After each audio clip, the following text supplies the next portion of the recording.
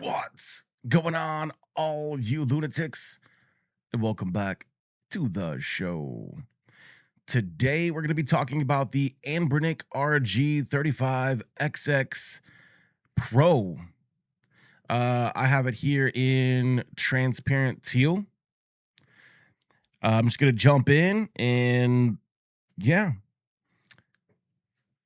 I love this device. This is my very first handheld retro handheld device. This is what got me into the hobby.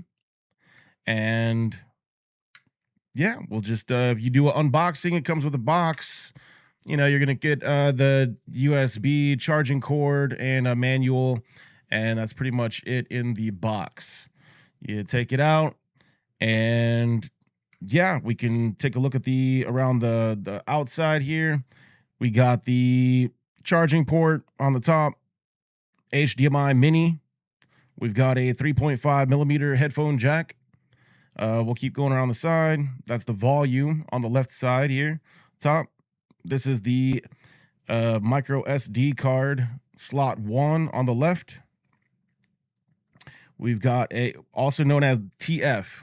Micro SD is the same thing as TF. So you can look there. It does say TF on the side. We go to the bottom. We've got a single downward facing speaker. Keep going around. This is going to be an empty slot card number 2 micro SD. This one's going to be the one for your games, and then it's going to be the reset.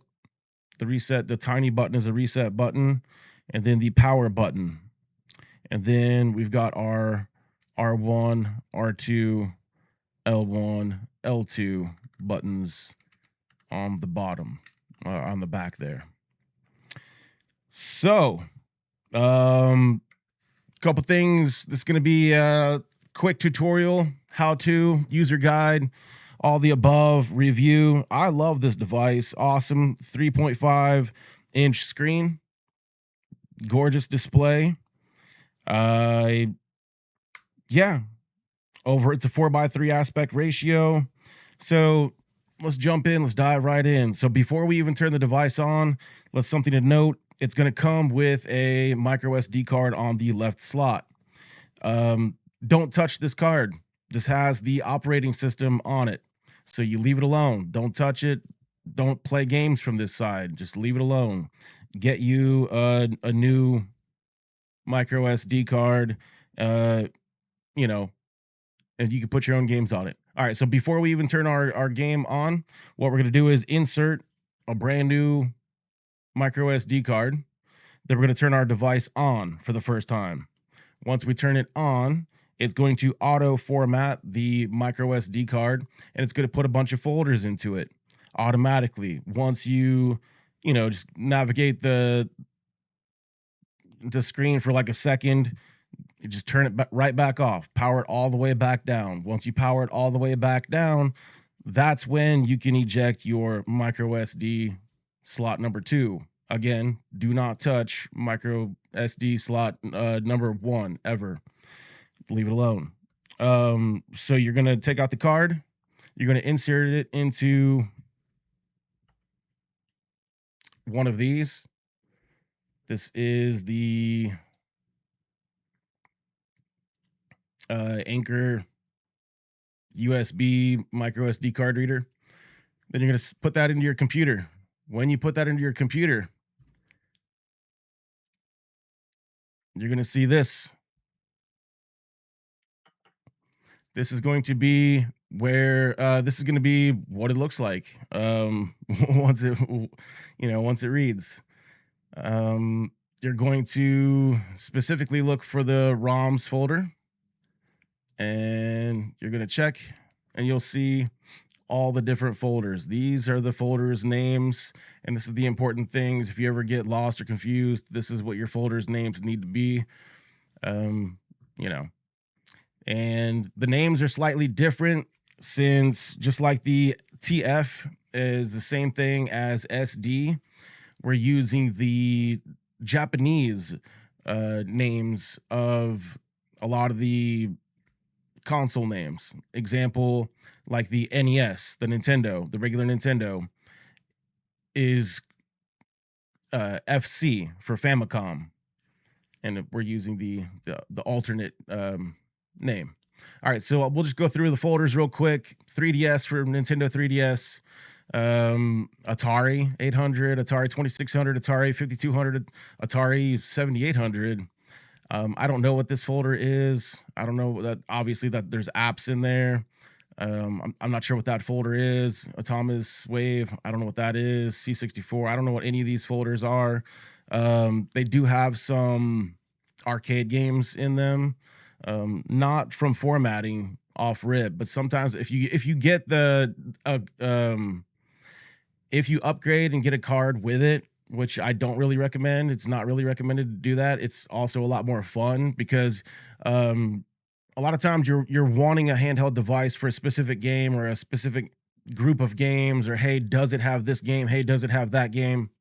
Eliminate all those questions, get a blank card, put your own games on there, and you know for sure this device can handle Gen 5 and below, so that's PS1 and below. So we'll keep going through the folders here. There's the Dreamcast folder for Dreamcast. Easy RPG. I don't know what FB Neo, FC for Famicom. So again, so the folder for FC, that's going to be your NES games. So make a note. This is the note right here. This is the video. FC equals Famicom. I don't know what FDS is. GB for Game Boy, GBA for Game Boy Advance, GBC for Game Boy Color, GG for Game Gear. That's Sega Game Gear. I don't know what GW is. I don't know what HB MAME is. There's Linux, I think, for maybe Linux PC games. I don't know what that folder is. MAME is the multi arcade machine. So the MAME is the arcades. So that one is important. I didn't pay too much attention to that, to the arcade games at first whenever I was doing getting into retro handhelds. But that's a whole different discussion. You need, the way that the emulators work, you need other arcades emulators to run off of other arcade emulators. It's really complicated. So the thing is basically just add them all, and you should be good to go, was my theory. So that's kind of what I did. So again, there's the arcade games. MD is Mega Drive. Mega Drive is Sega Genesis. So Sega Genesis is Mega Drive. MD is Mega Drive, Sega Genesis. The MD CD, so it's Sega CD. We got, I don't know what MSX is. N64 is Nintendo 64. I don't know what Naomi is. Nintendo DS, NDS. I don't know what that one is. I don't know what those are. I'm just gonna keep going down the list until I find one that I recognize. So ports are PC ports. I don't remember how much gigabytes of RAM this has. We can get on there and look and double check, but that's usually what's depending on what all PC ports will run on this. So I don't really play too many PC ports, so I don't really pay attention to that one so much. PS is PlayStation. So PSP, Saturn for Sega Saturn. Let's see here. So there's the Sega 32X. That's the Sega. So SFC is going to be the Super Famicom. Super Famicom is the Super Nintendo. So the Super Nintendo. SMS, Sega Master System, Varcade. I don't use any of those, and I don't use any of those. All right, so that's what the folders are going to look like on the right. On the left, if you have a computer and you are installing your own ROMs and you have your own folders, it really doesn't matter what the names of the folders are on your computer. But for this example, we will go to the, let's see here, Famicom. So go to the Famicom folder that I have. And again, these are games that I own the physical copies of. I own all the games. I keep them in a box in my closet, legally speaking, and I cannot tell you where to go to get your ROMs, and I cannot tell you which website to go to, or just Google ROMs. It's I can't tell you where to get them, or how to do it, or anything like that. Google exists though, and you can always ask other people. So if you go to a website, whatever, do it. I can't prevent you guys from doing you. Once you get your ROMs and you have your ROMs on your computer, um, something to note: make sure that you extract. If you're doing anything crazy and you end up whatever, you just need to extract the data from the folders into a bigger folder. Anyway, so you have your list of games, you have your list of ROMs here. So more importantly, you need to match up your folders. So once you stick your SD card in on the right, you got to find your Famicom folder, FC, and then you grab the uh, whatever game or games you want, click, and then you just drag it and drop them over there, and it's that easy. Boom. Really, really super easy. I move these back to over here. So once you're done with that, you're going to just, you know, eject your micro SD card from your computer. Oh, make sure that you on the bottom of the click on your drop arrow and eject micro SD properly. Eject it, click the eject button before just ripping it out. After you click eject, and then it says it's safe to remove it, then you remove your USB thingy adapter, and then you yoink the card out, put the card into your back into your device, and you make sure very carefully when you put it in there, the card's really small and it only goes in one way, and there's really no, there's no way of telling which way it goes in. You just kind of gotta put it in there, and if it's too forceful, hey, flip it around. You know what I'm saying? Put it in there nice and gently. You put it in there. It's like it's a clicky. It's not like clicky, but it'll click into place. A little push button. All right, so you push it in there. It's in place, then we can turn it on for the first time. Now, before we turn it on, I do have an HDMI mini to HDMI dongle here that I'm going to be plugging into an HDMI cord, and I'm going to be sharing the screen with everybody. There we go. And then we turn it on.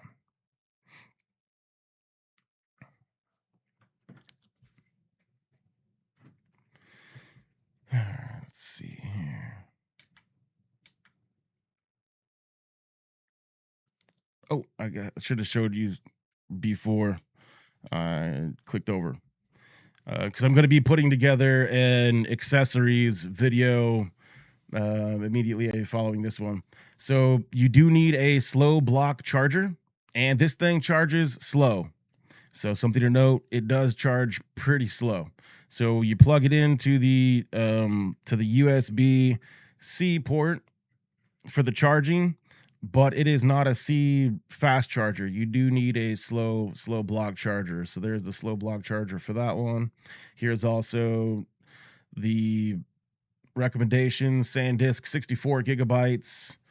You can get them $23, $24, or if you can buy them new for 44.22, but for the pair of these SanDisk 64, if you look on the right side of the screen, I'm on Amazon, by the way, hashtag not sponsored, but if you look on the right side of the screen on Amazon, once you scroll down, you don't even really gotta scroll, so you just look on the right side, it'll say used like new. So from $44.22 for the exact same thing. And actually, you do got to scroll down. See? All right. So this is what it looks like on the normal screen. you got to scroll down a little bit and it'll say use like new. Use like new. Click that little option and then boom, from 44.22 down to $24, but you got to get two of them. Um, but that opens up some options, you know what I mean? Because who's not a pack rat of games anymore, right? So there's the USB card reader. And here's a recommendation of cheap options, $4.99, so $5 for, instead of the dongle, you'll get just the tiny little adapter. So you plug the adapter in and then use the full size HDMI cord. Should hypothetically work all the same. I don't have one, so I couldn't honestly tell you. The only thing that I would worry about is don't get too high end of one. Like don't get too an expensive one because they might be too highly rated. Also, here is the travel case, carrying case. It's a hard shell case. It'll protect it. Again, this is for the Anbernic RG35XX Pro. All right, let's jump into it and check it out.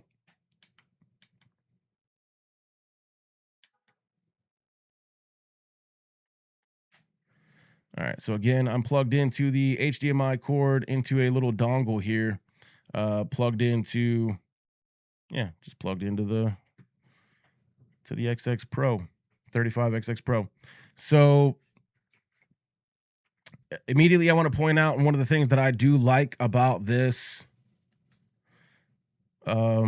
model is the full screenness. I do have several other models of Anbernics, and that is kind of one of my complaints is that it shortens the screen and automatically gives you black bars before the game even is played. So depending on which model and which aspect ratio you're working with. All right. All right. So so this is what it looks like when you first turn it on. You notice I do have the options already turned off for the sound. So we'll go into the what is it, the background settings? No. Which one is it? The button sound right there. So the button sound is off on this device, or else it would be, yeah, making a whole bunch of noise. So there's a whole bunch of settings that you can change, including changing the name of your device. That way it'll make it easier to find you online. All right, so how to play your games, where to access your games, how to yeah. So turn it on. You don't go to game rooms. This is the first one right here. Always go to the right. We're playing RA game. This is RetroArch games. We're doing RetroArch gaming. We're using RetroArch. Okay, that's what we're using. So launch RetroArch. Never touch left card, right? No touchy. Don't touch left card. TF1. TF stands for SD. SD is micro SD, right? That's what it stands for. SD equals TF. We're using TF2 only. That's where we put our cards. That's where we put our ROMs. That's where we put our card in the right slot in TF2. That's where we're accessing our games. So we're going there. Immediately, we're starting to see, just like in those folders, there's the FC for Famicom instead of NES. So we're going to click on it. And there's all of our ROMs that we installed. Again, these are all games that I own. It's super easy. You guys can get game readers. And there's various ways to secure your ROMs. All right, so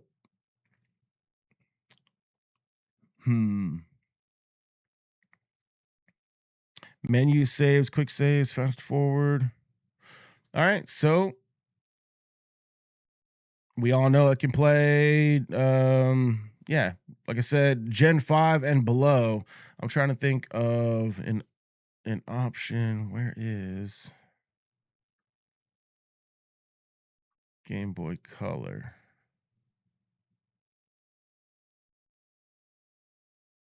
Oh man, crystal version. Maybe I should play silver version. Ooh, yellow. So we'll play yellow version.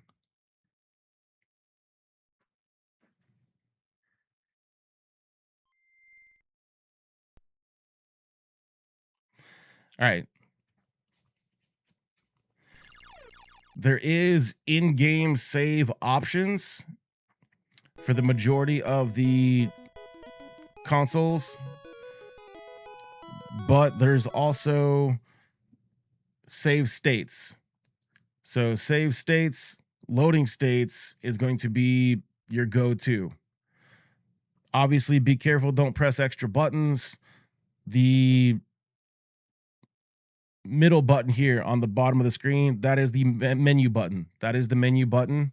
I didn't mention also that the A button is your go button, your OK button. Your B button is your back button. So it's kind of like the Nintendo Switch controls, right? So enter, exit, enter, exit, and then menu buttons. So on your menu, you're going to navigate the menu as such and use the A button as your OK button or your enter button. So we're going to go into save states. So we're going to save the state of our game. I'm going to double check real quick if I don't think Bezzy. Yeah, no, Bezzy did not have a save state. All right, just wanted to double check because this is Bezzy's Anbernic, so I don't want to overwrite her Pokemon save files. I'm sure she appreciates that. All right, so we'll go to save state, and we can save the state. And obviously, it'll save it. We can change the slot. If we click on it, we've got all the slots. We got 999 slots. So however many different save files you want to create, knock yourself out. Most generally, keep it on 0 is fine. And you have the option to save the state or load the state. We can obviously load the state and it'll go back. So here's the thing about the quick controls or quick options. And I'm trying to show you guys the R1 button. So if you press and hold the menu button and tap the R1 button, you'll notice, boom, at the bottom of the screen there, that's a save. That'll save your state. If you likewise press the menu button and tap L1, it'll load your state back to, it'll load your state up. So here's the thing also. Again, that's hold menu, tap R1 to save it. Hold menu, tap L1 to load it. Instead of having to tap the button and go through the steps of save state every time.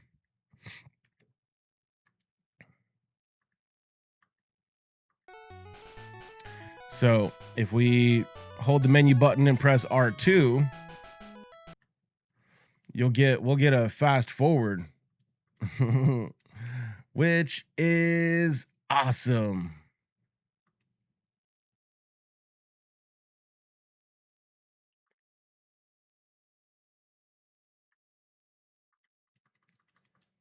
Oh man. Oh man. It's gonna be hard to do.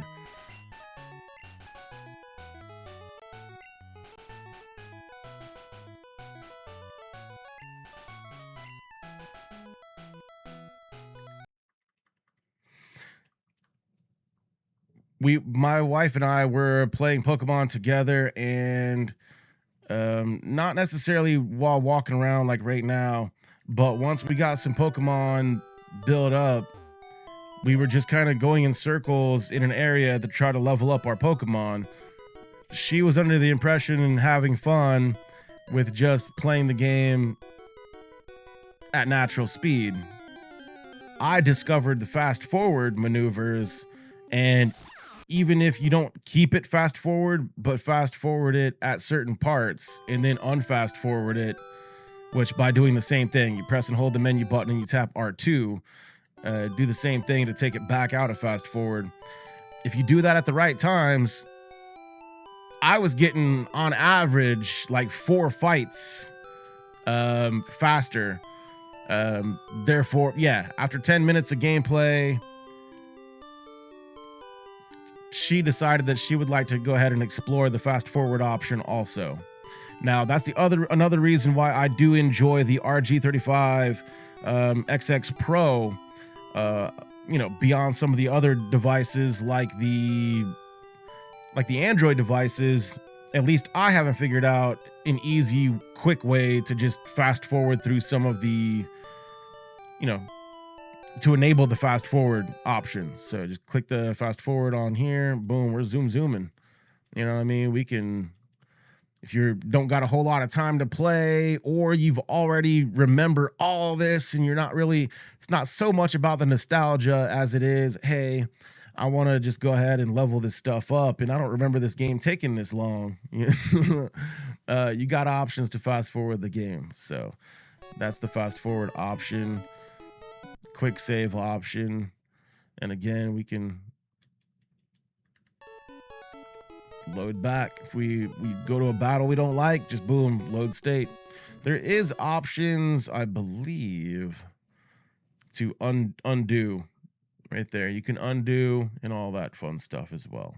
So don't be afraid to, save often.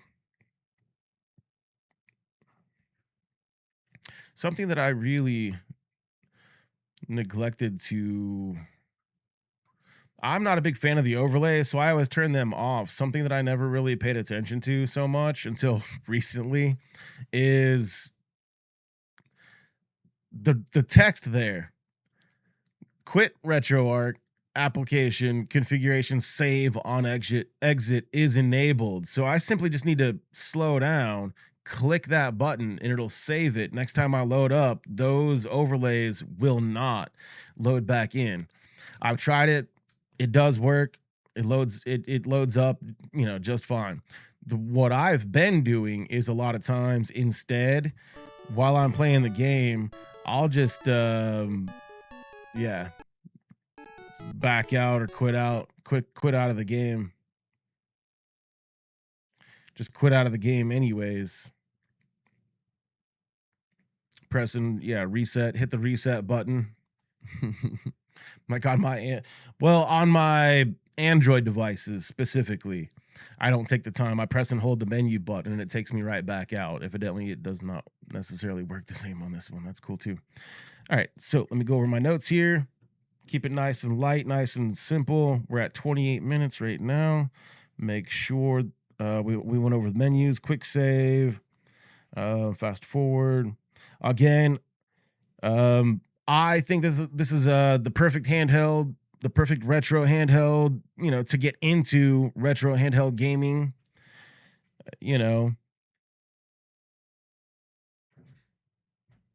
It's just better. It's got Linux. The screen is gorgeous. Almost borderless whenever you're looking at the screen. I know I got it plugged in, but the overall screen, and here we'll give an example. We'll play PlayStation. Let's see here. How far back we gotta go? Yeah, there we go. Final Fantasy. That's fine. Should still be able to see it. There it is. You can see it immediately. The screen's stretched all the way out when you're playing 4x3 content. It's simple. Oh, and it supports Atari. Some of the newer gen models of the games do not support Atari. They don't some of the newer Android ones, like my 477V, it doesn't come native playing Atari, which I still like to play Atari from time to time. It's on here. You can play it. You can play the Atari 28 2800, 5200. Yeah, so again, this thing does Gen 5 and below. So not much more to to show other than gameplay, and that's just something that you guys are gonna have to do for yourselves. You're gonna have to play your own games. Get you an Anbernic, play your own favorite retro games. I don't know what your guys' favorites are. I've got a whole catalog of games on my YouTube channel. I just wanted to show off the Anbernic RG35XX Pro. Um, so yeah, we can go back in, dive into some settings. You can change all kinds of things. Make sure you add your Wi-Fi to it. Everything else is pretty much, yeah, pretty much self-explanatory. Navigate the menus. Um, it does have analog sticks, so you can play. There's a PS1 game called Ape Escape. It requires DualShock DualShock 1 controller. You can emulate DualShock 1 controller with the onboard analog sticks. On some of the other models, you cannot. It doesn't have one. Hard shell case. It works. It's awesome. Hard shell case.